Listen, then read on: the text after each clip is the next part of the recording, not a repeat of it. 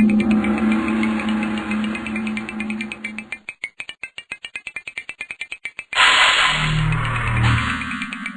this world existed, the first world lay in darkness and emptiness with the exception of 6 beings.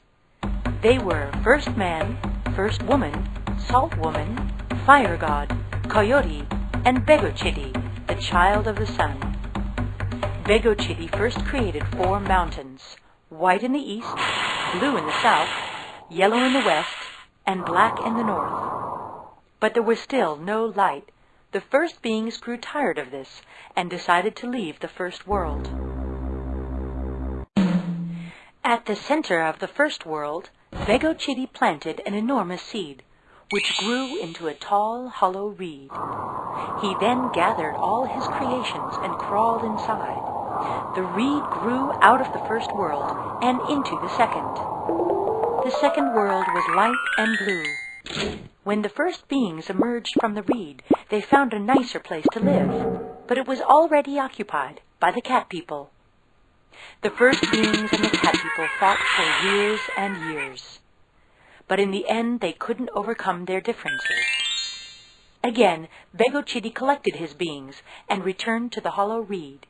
The reed grew on and on into the third world. The third world was yellow, beautiful, and full of light.